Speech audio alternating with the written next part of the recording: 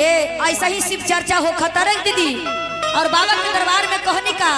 कि बाबा हमरा इतना दुख काहे लिखल है जब तोहर एक एक कलम है कितना हम मतलब तकदीर हमरा खराब लिख देलुआ कि बतावा हम रात दिन रोवत रहने कहनी का आ रो रो के कह रही है का मना भैया कि हमारा भोला हाजी के एक ही कलामिया अलगा अलगा भागा लिखल नेरा हमारा भोला जी के एक ही कलामिया अलगा अलगा भागा लिखल नेरा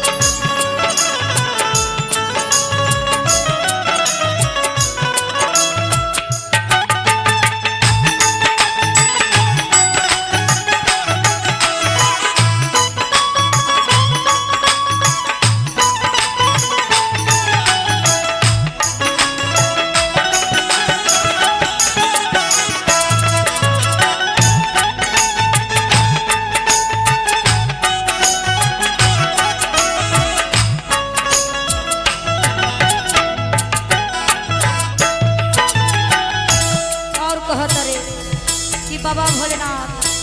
थोड़ा सा हमरा पर दया करिह शिष्या बहन जाके कहती है केहू के लिखला कोठवा अटरिया केहू के छापर लिखे दिहला डेरा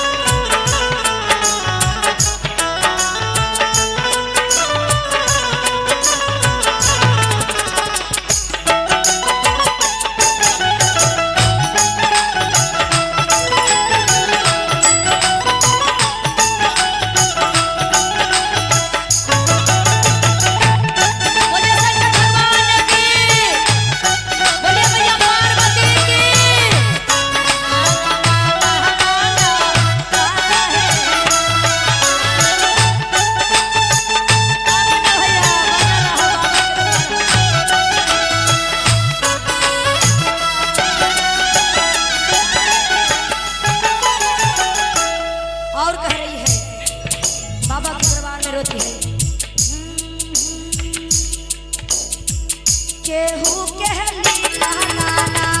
यारा कहबे नावा केहू के पाना गो बेटिया रा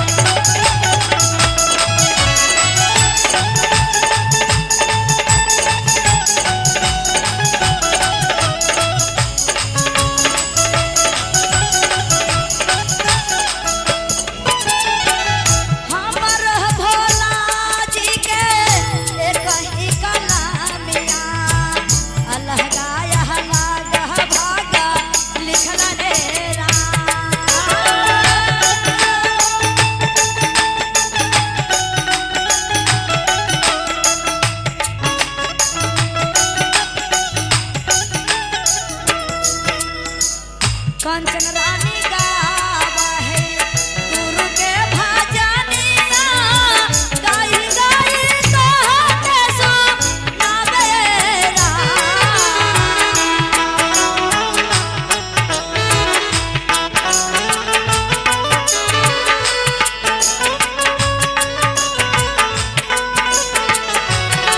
कंचन रानी गावा है तोहर भजनिया गाई गाई तोहके सुनावेरा शिव गुरु दया बरसाइहा शिव गुरु दया बरसाइहा आइल बानी तोहारो चरनिया हे